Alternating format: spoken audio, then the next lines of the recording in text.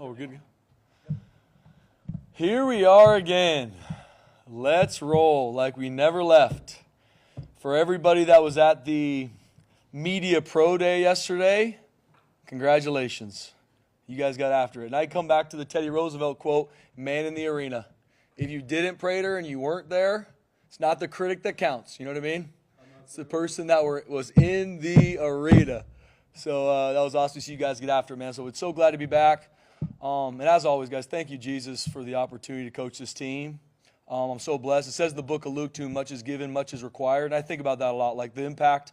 My why is to have an impact. My why is to have an impact on these players, on our community, and do it in a different way. That's why this program, we talk about being built different. Built different is building champions on and off the field by doing common things in an uncommon way. And that's what we do relentlessly every single day. We end the season, and we get into the off season, January, February, and we talked about process over outcome, right? Especially at Boise State, high expectations, as there should be. Picked to win the Mountain West Conference for 15 straight years or whatever it is. It hasn't always accomplished it. And our team's done a really good job this offseason focusing on our process. I get asked all the time, are you ready for this game? Are you ready for this? What are you going to do with this guy not being here? And it's like, we're going to handle our day-to-day better than anyone else in the country. That's what we're working our tail off to do. And I can promise that right now I'm trying to make sure we have the best July 24th of everybody we play. And that's going to be our focus. No different we go into fall camp starting Sunday. Can we handle our process better than anybody else? We're a process-driven team, and I believe that will result in everything you want. Going into the summertime, we talked about the summer. I called this summer the edge. That's something to prove every single day, not just for our players, for our staff too. When you come in the building, it's not last year's last year. You can't start halfway up the mountain. I told our team that. You can't. Greatness never goes on sale. And so it's just been that mentality for our team. And I'm proud of where we're at right now, July 24th. We've got a great group of guys. I really do believe we have the best staff in the nation. I was talking with the guys that came out to media days.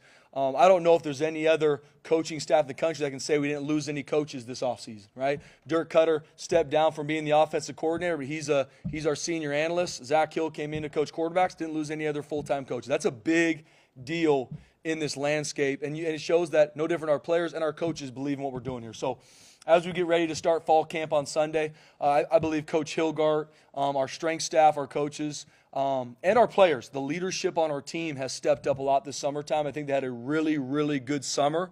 They're in some of the best shape of their life. Now we got to get to playing football.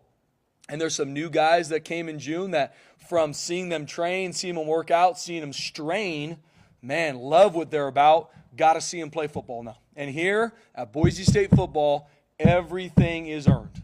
And when we start fall camp, there's going to be a seating chart. Yeah, there's guys in our team. We've got a good amount of returners coming back that have a lot of equity here because of what they've done on the field. But they better earn it every single day because the guys that's the number 2 or the number 3 is going to work his tail off to catch him at some point before we put the ball down in Tampa Bay on August 27th, 28th. BJ? 28th. I'm just checking them. But I appreciate you guys as always taking time to come out and fire it up where we're heading. So with that, open it up for questions. You guys recalibrated the goal up there. Yeah, how about that? I climbed up there on 4th of July break and my first time doing some graffiti. Yeah. I know it's just a small whatever. Yeah. Just in terms of recalibrating the goals here, what that message means, what was kind of behind that? No, BJ, it's something that I thought a lot about this offseason. And I go back to the process over outcome because I don't know if anybody's goal is much different than ours with 135 FBS schools. Now, if I'm being honest, I bet you every single one of them's probably dang close to ours. In this landscape, not putting the CFP up there, especially who you are, this is Boise State football, I think it's something that needs to be there. Like that is. I'm not going to run from the fact that our goal is to win our conference and play in a college football playoff game, win that college football playoff game, and keep pushing through the play. Like that's, and I would hope that's probably every other school we play this whole season. So it was something that, and honestly didn't even talk to our players about it. Like we came in, changed it. I'm all about the process of our team, and we talk about that in January, and I really don't hit it again. What did you like about what you did last year in camp? That you want to keep the process similar or the outcome similar of what you've got, and then last year was your first full year. what was maybe one thing that you want to do differently or want to do better in camp this year than last year? Yeah, Bob, really liked the organization of our camp last year. After every season, and I'm not talking about the actual in-season, every season of a football year, so you have winter training, that's a season. You have spring ball, summer. After fall camp, that's a season. We go through a what did you learn time as a staff. And so I take tons of notes from our coaches, trainers, staff members, things we did well, things we want to do better this year. And really like the logistics of fall camp and how we set it up, practice times, when we lifted more last fall camp. Like, it's just some of those things, how we did some walkthroughs. A big thing for me going into this fall camp is I got to make sure I put our players in situations to fail and respond from failure even more. What does that look like in practice? Changing the practice plan on them randomly, right? That's going to happen. Not all the time, because I believe in our guys getting in rhythm, but there's going to be times of practice where I blow the horn and we're putting the ball down and we're going to do 3 plays of urgency right now, right? Just trying to find some things, because just like anything, I want to make sure our best players fail and have to respond in practice, because that's going to come for them game one. Game one, we play a really talented South Florida team that we got to get ready for. I got to make sure that the first time our best players fail, it's not in game one. As a freshman, as a player that maybe hasn't played a lot, failure comes a lot more in fall camp, but I want to make sure that every single player in our team is in conflict every single practice, and they got to respond to that, because championship elite teams respond to adversity. So that's the biggest thing I've looked at, Bob, just little ways that I can make sure, not a lot, because I don't want but I do want our players and staff on edge to make sure that, because that's football. That's football. Oh, we're doing really good. Interception. Respond to it. Right? You think something's going your way. Negatives happen. The best teams, the elite teams, respond from adversity. I think we did a good job last season. Not perfect, because there's times in games where we didn't respond that well to adversity. I can think of times in the Penn State game. Right? So that's something as a program we need to grow in. But overall as a fall camp, I like logistically what we did last year. I like the structure of it. There's going to be some things in regards to practice that we changed, and in regards to periods and how we do some things. But I like the structure of it. You and every college football coach in America went through different set of roster management rules this offseason. Yeah. The house limit, or the house rules say 105. I think you got 108. I don't know what the loophole is to get you 3 more, but maybe talk specifically about roster management and how you dealt with that this offseason with these new rules. Yeah, it's with the house settlement, kind of one of those things as we go into the offseason, Prater, where I think April was the first time they met on, and I can't remember the exact time, but somewhere around that time. Going through spring ball, you're kind of like, hey, is this going to be a hard set at 105? Is there going to be different legislations for teams that are on a current roster that they can stay there because they can kind of get grandfathered in? So you're kind of going through a lot of what ifs by still making sure we're all about keeping our players here, right? It's not about, yes, I'm all about finding the right players to come in here, but less about recruiting for me and all about making sure we retain our best players. And not just even our best players, our guys that maybe haven't played a lot or are young, but we know can become that. So that was really the main focus of the offseason for us, Prater. And then as these, and prepared for the house settlement either way. And as we got into summertime, went through the rules the right way to make sure, okay, where our roster's at, who are some players that can be here, that can essentially be grandfathered in because they're a part of our team, and find a way to make sure we have the best players to compete for a championship. How's Tyler Gaines' recovery? Is he going to be healthy, ready to go day one? He's had a great summer. Yeah, he's had a great summer. Right now he's going to be healthy for practice one. He's a young man, guys. I think I was talking to, I don't know if you asked the question, BJ, at media days, but I don't think he took a day off all summertime. And I think that gets thrown around a lot. Like 4th of July, we give our players about a week off. He stayed in Boise and snuck into the weight room to work out. That's just the summer he's had, and he's had a really, really good summer. So he'll be ready to roll practice one, and really excited for him. Much better position is he in this year than even last year. Last year's a true freshman, and he had a lot of time last year to probably, learn the game the way he didn't really anticipate going into the season. So what type of position is he in, even mentally too, for that matter? He's grown so much over the past year, Jay. You talk about a young man that is all about Boise State football and being a part of this family. I mean, you talk to Tyler Gaines and he will stare you down because he's intense. Everything he does he's all in. He's all in with his team. He's all in with taking this game as far as he can for himself, his family. And so seeing him from last year, true freshman, 17 years old, nobody really knows about Saragans, did some good things in spring ball as a early enrollee, and then seeing him play the games he was able to play and played extremely well, got hurt. When football gets taken from a young man where that's his love, he loves football. He loves training. He loves being a part of a team. That's hard. But he grew so much mentally in that time too, Jay. I mean, seeing him go about even some of the stuff this offseason, right? Thinking he's going to be ready to go for spring ball. Wasn't quite ready yet. That's hard, especially for a young man that loves football. And seeing him respond from it, his relationship with the Lord has grown. His mental clarity is in a much better place. He responds to adversity better. How he's a part of our leadership group. That was voted on by his teammates as a true sophomore, really a redshirt freshman. That's big time. That's the level he is with his teammates.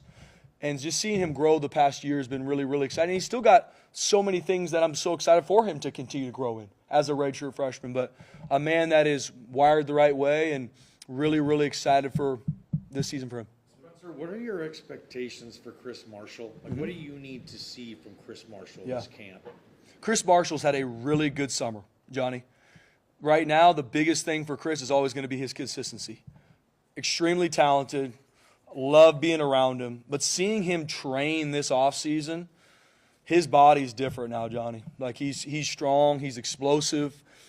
He's always been very talented, but seeing him put the work in with Coach Hilgart, our trainers, he's had a really, really good summer. I was actually just talking to our staff about it earlier when we were going through fall camp and practice one and just kind of fine details. Chris has stood out this summer. Now, he's got to do it practice 1, practice 2, practice 3, all the way till game 1. But sitting here right now, man, I'm extremely proud of Chris. He's grown so much in the year and a half he's been here, and really excited about the fall camp he's going to have. So is he healthy as of today? He is. 100%? He'll be ready to roll practice 1. So where do you see him going forward into the season? Obviously, consistency, see what he does, but where do you see him fitting in? Yeah, we'll see after fall camp. Yeah, good question. Any particular players limited at the outset of fall camp? Yeah, good question. Going into fall camp, Hall, Schmidt, and Tyler Knath, they'll be practicing, but somewhat limited. They had some surgeries this offseason. You guys saw those in spring ball, but they will be ready to roll. They'll just be somewhat limited to start fall camp. Outside of that, David Latu will probably miss a couple days. He has just had a soft tissue injury last week, but he'll be in the mix probably in a week or so.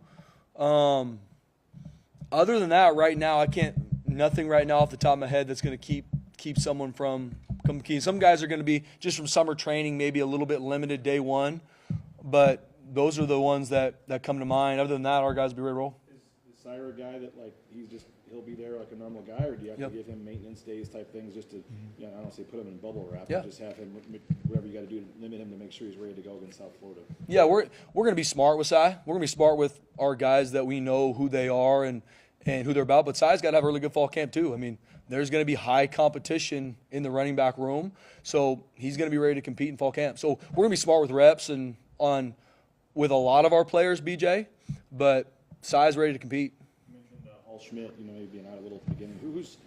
He started so much last year. Is that essentially his job, or is that a competition there, or who's in the mix at right tackle? Yeah, Hall did a good job for us last year. Obviously, really excited for him to take a big step. Dalen Matoyer, we call him Big Lou. He's had a really good summertime. And so excited. There is going to be competition there, BJ. There's going to be competition at every position. And I know sometimes that gets, that's just kind of what it is. That's why in our core values are climb and the C's competition. Like everything is earned here. So at the right tackle spot, has done a really good job for us. But Dalen Matoyer's had a really good summer. So I'm excited to see how that competition shakes down in fall camp. How about left guard? Left guard right now going with TK somewhat limited. We're going to have Jason Steele there. And we really have 9 offensive linemen that were able to play in games last season. As hard as that was last year with guys getting injured and Coach Keene, Coach Potter doing a great job moving guys around. Now you love it because you got really good depth. So going into fall camp, TK will be somewhat limited, and so Jason Steele and him will be competing there at left guard. Braxton Manson different this year? Yeah, Maddox Madsen's a relentless competitor. And seeing him grow, he's grown as a football player. He's in the best shape of his life. I was talking to Coach Hilgard about this a couple weeks ago. I mean, how he's running, how he's moving, different than I've ever seen Maddox. His ball, the throws he's making, like who he is, that's grown a ton this offseason. What I am probably most proud of him is his leadership, though. I mean, he has stepped up. This is his team. Like, as our starting quarterback, this is his team. And what I love about Maddox is he has not changed who he is. He is low ego, high output, no moment too high, no moment too low. And that's why our team is consistent and was consistent last year. So much of it is because Maddox Madsen. So seeing him continue to grow in that leadership with the players that were huge leaders on our team that aren't here anymore, I'm so proud of Maddox in that way. So excited for him to really take the reins this fall camp. When Braxton came back in April, you mentioned he had to earn the trust back of the team. How's he been doing that with that this summer? And what's it mean to really have him back? Yeah, I love Braxton. He's a son to me, always will be. Going through that whole situation this offseason was hard. The first day of training, we got back, he spoke to the team and shared his heart, shared what he went through, and essentially apologized to the team. And from that point on, absolutely has worked his tail off. But that's who he's always been here. He's always been one of our hardest workers, one of our best guys to be around. And so he has earned the trust of his teammates, coaches. He's out there leading on the field. We need him to. I mean, he's a senior defensive lineman that's played a lot of football, had a lot of success for us, and I believe Braxton's going to have a really, really good senior year. What were your thoughts when you look down at your phone and you see him on the caller Yeah. ID? Were you kind of expecting that conversation to go the way it did? Or Yeah, good question. I think just when he was calling, I was just hoping he was okay. You know, one of those, like I said, this college football and what gets talked about, for me, I love these kids like my sons. Always will. Yeah, there's times you're frustrated with them on decisions they make, and I get that, no different than our own kids. But when he was calling me, I hadn't talked to him in, I think it was 2 weeks. And so it was later at night. I'm like, man, just making sure he was okay.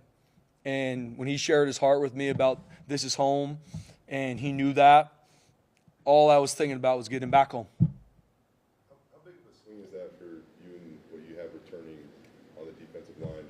When we talk about during the spring, you guys are pretty young up there. You got people moving around, and now you get a guy that has done it for a long time at a pretty high level. It's huge, Jay. And it just goes back to our philosophy here. We are all about retention. I believe in the guys we're going to recruit. I believe in how we're going to develop the right players, which is who we recruit here. Like I've said before, talent sets the floor, character sets the ceiling. We find those right guys, Braxton, they're always going to be our best guys. And when one of them leaves and you're in flux and now you got to think about, okay, who are we going to go get to replace him? You're in the tailspin of what really you see a lot of college football teams becoming. And when Braxton came back home, he's such an anchor for our team, not even just our defensive front. And I think, seeing the guys that when he left, seeing the other guys step up in spring ball, Lopez Sanusi, David Latu, Deion Washington, Michael Maudry, them step up and really grow. And then you bring Braxton back in, who really is the veteran, who's played all-league returner. Really excited about that defensive front. And then with Jaden Virgin Morgan, Max Steege, really excited about our front. And there's going to be high competition there too, and it needs to be. I mean, led the nation in sacks last year. That's not just because of the front four. That's because of coverage and disguise and a lot of things that go into it. But we're going to be on the attack, and that definitely starts up front. With Hall Schmidt being limited early, is that an opportunity for Cox, Jake Steele, maybe somebody else? Who gets that opportunity now? Yeah, Dalen Matoyer and Hall Schmidt are going to be competing at right tackle. Those will be the two that will go in. Kyle Cox will be in the mix too at one of the tackle spots. And Jake Steele is kind of like a swing. He can play either or, guard or tackle. And Coach Keene and me and Coach Potter have looked at, there's going to be some different rotation to see who is our best two deep going into game one. obviously you never want injuries, but with all the experience you guys got last year, how much does that kind of make you more comfortable navigating it on the offensive line? Yeah, like I was saying earlier, I mean, we played 9 different offensive linemen last year, which going through it isn't always what you want. Injuries are a part of the game. It's next man up. But now going into this season, it's a lot of guys that cut their teeth in game that you can build on from that experience now. Did You announced captains yet? We have not. Yeah, we're going to announce captains on Sunday. How much Voted as a team on yesterday in a team meeting. We'll announce those on Sunday. How much of an impact could a freshman like Quentin Brown make this year? We'll see in fall camp. And there's a lot, and it's a good question. There's a lot of guys. I mean, Jaden Mickey, Derek Ganter, Quentin Brown. I'm going to keep going through some guys. We haven't seen them play football yet. And so proud of the freshmen that came in the summertime, some transfers that came in the summertime on who they can be, but they got to earn it in fall camp. To date, Quentin Brown's done a great job this summertime, but we got to go see him do it in fall camp. Did you anticipate, like, so much talk about the wide receivers, but I mean, you brought in 5 or whatever. Is one or two of those? I mean, is somebody going to have some sort of key role for you out of that group, or do you have enough with everybody else? That's the goal, BJ. I mean, when you bring in young players, we want to recruit the right kids that if they compete the right way in fall camp, they're going to play. They're going to play. And we're a personnel package-based offense, so we're going to package everything through fall camp to make sure every single one of our receivers gets an opportunity to compete and put it on film. And there's some older guys in our receiver room that haven't played a lot. I mean, we talk about Chris Marshall. I mean, I think about Ben Ford, Chase Penry, played a little bit, but I know they're chomping at the bit to get out there and compete and have an impact. Curious that Ben Ford's had a tremendous summer. Is he kind of the forgotten man? I wouldn't say the forgotten man, at least not in our building. I mean, he's done a great job this summer. He's in the best shape of his life. And I know Ben Ford wants to play, and he wants to have an impact on this team on offense and on special teams. Excited for him to go compete in fall camp. You guys list 9 edge rushers on your roster. I think 5 returners and 4 new guys. Essentially, that's one position. So I'm assuming there's a lot of depth and a lot of rotation and a lot of diversity there. Can you kind of talk about that group? Yeah, Coach Frazier, our edge coach, I've talked about him before. I think he's one of the best edge coaches in the country. The standard he holds in that room. I mean, when you coach a position with 2 guys on the field and both of them are first team all conference, that shows a lot. With Jaden Virgin Morgan coming back, he's really the leader in that room. He's one of the top leaders on our entire team. A relentless competitor. Everything kind of trickles down from Jaden. Max Steege has really taken the torch with Ahmed leaving and really being that field side end for us. Malachi Williams, transfer that came in early, was able to go through spring, has had a great summer. He's in the best shape of his life. The football schemes, the fundamentals, the techniques. There's going to be high competition at that defensive end spot with Max and Malachi. Jaden Virgin, and behind him, I mean, Bol, a true freshman that early enrolled, is going to be have a chance to compete at that stud position for us. We also got Sterling Lane, who's a transfer that came this summertime. Haven't seen him go through football stuff with us yet. That'll start in fall camp. Jaden Williams is a young freshman that we got that is going to be able to come out and compete. I'm trying to think of anybody else just of note there. I mean, it's going to be a position that I'm really excited about. Roman Kaywood's healthy now. I mean, Roman Kaywood's talented. He just has been banged up through injuries. So excited to see him in that mix and compete. Markel Bowens is a local kid that is here now that is extremely talented that I think can be really good. Not saying he's going to play his true freshman year, but we think can be really good. I really like the young group of edge players that we were able to recruit. I'm not saying that all of them will play this year, Prater, but I think the future is really bright in that room. We do so much with our edge players that, I mean, that our defense, a huge way we're different is because of how we play those edges. We ask a lot from them, and they do a lot for us. First down, second down, and third down. So it's going to be high competition. We are going to rotate those guys. Not so much stud to DN, but we will rotate a lot. In our front, we want to rotate and keep our guys fresh in the front 7. So we really got to go in game 1 really with who's the best 4, best 5 at the edge. Is he safety, nickel? He's a safety. Yep. He's going to come into fall camp as a boundary safety. Could play nickel probably too, BJ. There's a lot of position versatility there. But Derek Ganter, man, love his mentality. Haven't seen him play football here truly yet, but he has had him and Jaden Mickey have had really good summers for us here. Great young men. Absolutely fit our culture here. We just got to see him go play football. Jaden Mickey will be competing at nickel, and Derek Ganter will be competing at boundary safety. You said captains will be defined here in the near future.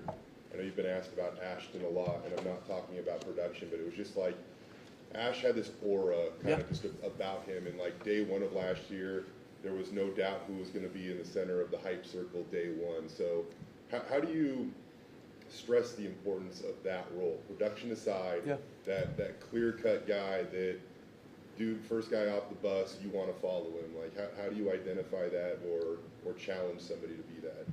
Yeah, Jay, every team is different. Every year is a new year. Ashton is one of the top leaders I've ever been around in all my years coaching, because he had that innate sense that could grab a kid, have a one-on-one conversation, could also speak to the entire room, would also lead by example. Are we going to have the Ashton Genty leader day one of fall camp? I don't know. But this is a new team. And I've also been a part of elite teams that had multiple players carry that flag. That's why my big thing with our leaders is not who's going to be the next Ashton. It's I want you to be the best version of yourself. I want you to open up your vision to see who you can bring with you. And I've told our team before, if you think you're leading and no one's following you, you're really just out for a walk, right? So what are you doing? And that is what I'm really proud of our leaders doing this offseason. Maddox Madsen. Don't be Ashton, Maddox. Be the best Maddox, because that's going to bring people with us and help our team be our best. Cage Casey. Jay, I can go down the list of these guys that are leaders for us, Jay. So is it last year? I cannot agree more with you. You knew fall camp practice 1, Deuce was going to be in the middle. Let's roll. It's a new team this year. And I think as we go through fall camp, there's going to be guys that continue to elevate that. And it's really exciting to see those guys step up. But I don't want anyone to think, I got to be that. Be you. But be the best version of you. And I know that's what we need. Those backup corners then if Mickey's working at nickel. Yeah, it's going to be competition there. We were actually talking through that earlier, PJ. So you're going to have Amarion and Jeremiah. But then you're going to have, a rotation from field corner, boundary corner with Meach Franey, Sherrod Smith, who got here this summertime. Trey Tolmer's done a good job. Franklin Johnson had one of the best summers he's had. He's been here. So you're going to get a lot of that working throughout the summertime. Losing a couple of big special team guys, Joe McDormish, JFR. How are you feeling about the guys you brought in to replace them, whether Oscar Doyle or Colton Boomer? Yeah, I will know a lot more about that, obviously, at the end of fall camp. But Oscar and Boomer, great fits here. Fit our culture, work their tails off. Really believe that we're going to take a big step in that room. Really do. Now, got to go see it in fall camp. Got to go see it with all 11. We knew going this offseason, taking a big step in our special teams was mandatory, and I know we're going to do that. Now we just got to go put the work in. But I really do believe in those two. Jarrett Reeser's had a great summer. Mason Hutton, I think, is going to be one of the best long snappers in the country. Had a great summer. So even some guys that are here are excited to compete and find out really who our guys are. I've got a story coming out about your general manager, Brandon Jones. Can you talk to me about what he does for this program on a daily basis? Yeah, Brandon Jones does a great job in a lot of phases of our program. Right? We're a smaller recruiting department than maybe some of the powers that be. Right? We've really got 2 full-time recruiting guys. Brandon Jones, our general manager, and Kyle Young, who's our director of player personnel. And then we've got Shawnee Fisk, who's one of our graduate assistants, does a great job. We've got some interns that work their tails off too. So we've got a great group. But we're not as big as some programs, but we got the right guys. And that's what I love about them. Tireless workers. Brandon Jones, been here for about, over a year now, and is a great talent evaluator. He can watch film and find things about guys. I believe in his eye, I trust his opinion a lot when we're evaluating. He does a great job building relationship with the players. And so him and Kyle together with our staff, and our staff does a great job turning over every rock because we still recruit area. A lot of schools are going to more just position. You are an area recruiter and a position recruiter on this staff. And so they come alongside our position coaches, support them. And in this landscape, I'm involved a lot with it. I do a lot in that space because it's just the reality of it. And I'm very close with these players. So me and Brandon Jones do a lot of things hand in hand in regards to not only the talent acquisition, but a lot also on the talent retention and even see we can be in the future. But I think Brandon Jones is a rock star in this profession. I think the best is still to come for him here and all the things that I know God's put in his heart. So, how much has your staff changed this offseason in terms of resources? How many full-time positions have you added? How many part-time positions have you added? How has your staff grown? It's a good question, Prater. I don't think we've added any new positions. That is something I know when I say this, Austin, January, that I know there's a cut, like recruiting's one that I'm excited to hopefully get there. And I don't say that enough. I mean, Jeremiah Dickey is amazing, gives us everything we need. I know for me this offseason, it was to make sure we kept our staff. More on that than add more positions. That was my goal this offseason, man. I know we've got the right guys on the bus. We got to keep them here. It's my job as head coach to make this place where they know they're grown, loved, and a part of that is the value of it, which is the financial piece. And I'm so proud of Jeremiah Dickey being able to help grow our staff salary pool this offseason. So I don't think we add. I'm trying to make sure I'm not missing anything right now, Prairie. That's a good question. We didn't add any new positions. We need to in the future, but it was more bolstering the guys that we have.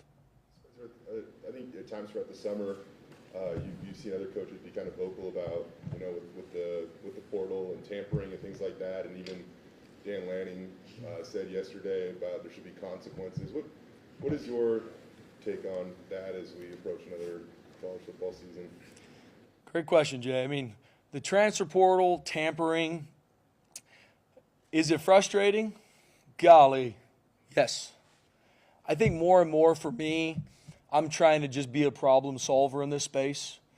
I get asked a lot about things from either the college football playoff format and when should the transfer portal be, tampering. And yeah, there's things that I have strong opinions about, but I'm just trying to more now, Jay, as I grow, to really focus on the things that I do control. I will tell you this, when I find out that coaches tamper with our players, I am calling them immediately, and that will not stop. That's going to keep happening. But in regards to the media, it's not something I'm going to be talking about a lot because I got to focus on growing our team. I got to focus on growing our players because I control that. When I put my head on the pillow every night, I got to make sure for these 108, 109 players, they are getting all of me instead of me focused on things I don't control. But I will, when staffs tamper with our players, they will be hearing from me. And will anything come from it? Maybe not. But I want them to know I know.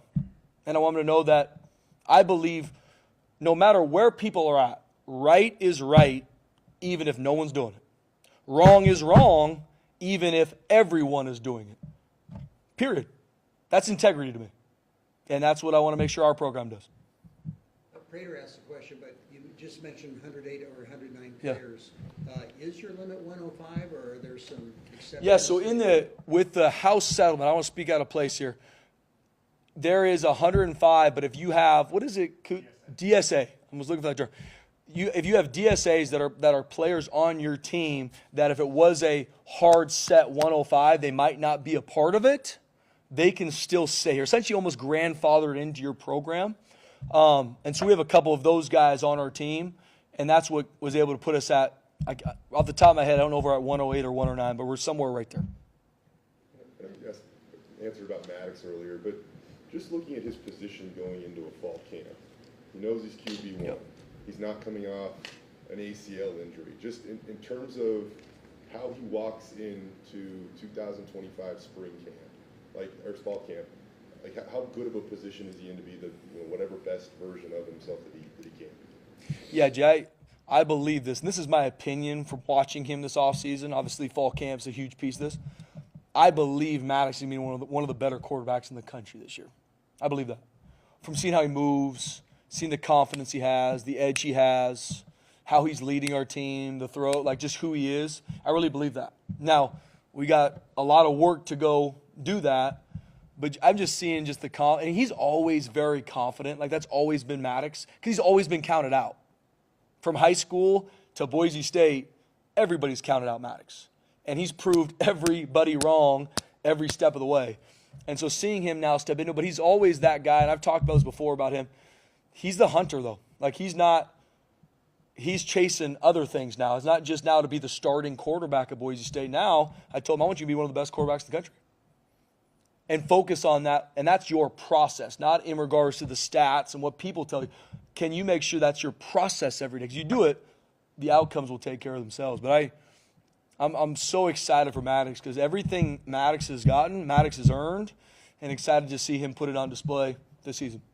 Defensively, 2 areas last year, tackling and lack of turnovers, were issues at times last year. How in fall camp are you doing anything different to try to address either of those. And you had 55 sacks, but I think I saw you had 0 strip sacks. 0. How about that? Yeah, we don't like strip sacks. Yeah, we like punt return, and yeah. More of a fluke than anything, but I mean, is that No, it's something we got to train, BJ. And I say it jokingly because I talked to our team yesterday in the team meeting about championship teams. Like, what does it take to be a championship team? Uncommon effort, physically dominant, and the third part is takeaways. Got to be +1. We have to grow those things. So tackling, our staff, me included, have done a ton of research this offseason to make sure, are we repping it the right way? Are we teaching it the right way? What are drills that we're missing? Are we recruiting the right kids that are elite tacklers in high school too, right? So there's a lot of things we've been looking at because it is an area. I mean, there's multiple plays on film that if we get them down, which is football, but if you get them down, it's a whole different ballgame from either off the field on third down or what have you. So it's something we got to grow. Even in this space, I mean, we're gonna find a way to do a good amount of live tackling in fall camp. The smart way, but we're gonna make sure we get guys on the ground. Especially game 1, they're gonna have speed all across the field, and we got to find a way to get them on the ground. That's every team we play. In regards to takeaways, we got to find a way to create strip sacks and create havoc plays on the quarterback and get the ball, right? Led the nation in sacks, not one strip sack. That's something we got to find a way to teach it better. And we know, and I know our guys are, from all facets of it. No different. We had, I think, 20 missed opportunities in regards to interceptions, either drop balls or lack of effort to get to an interception. So, I mean, if you add 20 takeaways to our number, probably number 1 in the country. So we got to now, instead of, though that's the outcome, right, we got to be a better tackling defense. We have to create more takeaways. I really believe in the process our guys have gone about to make sure we put it into fall camp. But it's going to be a huge emphasis. We're going to look at it every single day, how we tackle, how we create takeaways. And no different on the flip side. We did a great job last season in regards to protecting the football, but we got to earn the right to go do it again now too. The roster retention part of your offseason worked so well. You literally have a returning starter or a projected starter at every single position. Now you guys are going to preach competition at camp like crazy. You have to send that message a little bit more this year because these 18, 19-year-old kids think, I'm starting. Yeah. No, good point, Brett. I mean, hopefully as a staff, and I say hopefully because fall camp hasn't started yet, that's our job as coaches to make sure that if the guy who's a returner is not doing what he's supposed to in a walkthrough, in a drill, in a team period, he's going to miss the next rep because we're going to put someone in front of him. Like I believe so strong in my heart that the way to keep everybody focused on where they're supposed to be and growing every day is competition.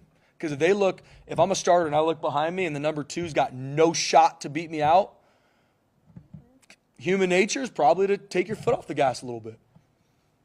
It's our job as coach to make sure that doesn't happen. That's on all 11 positions on special teams and all those things. So we will constantly move this depth chart as we go through fall camp. I want to know, too, what we got. Maybe he's not going to be a starter, but I want to see him get starting reps. I want to see maybe we need him week 5. We might not need him week 1, but we may need him week 5. So I constantly want to do that to make sure our players know everything's earned. And if you don't go out and compete the right way, that guy behind you can't wait to take your spot. On Monday morning, do you still get the butterflies at day 1? Like, is it any different, or you just show up? Or what I get fired up every day, Jay.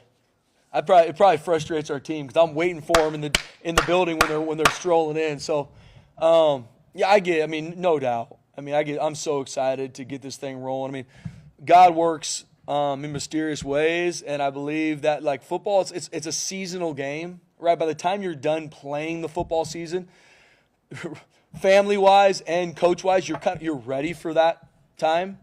Then you have the winter training, spring ball, summer. Like, I'm ready to put these pads back on and play real football. I'm ready to be around these guys a lot and see them compete and see the work they put in this offseason to go do it. So I'll be coming in extra hot on Monday morning, Jay. Outside Marco, not a lot of guys at linebacker who played a lot for you. What do you like about that room? You know, obviously Jake, I know, will be moving back to that position. Yep. But who else do you expect to see at linebacker?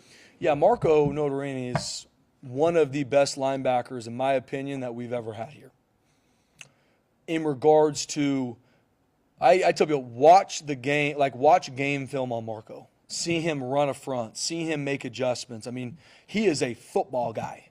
And so Marco's going to be not only the leader in that room, he's going to be one of the top leaders on our entire team. So I always feel good with Marco. Jake Ripp has worked his tail off this summer.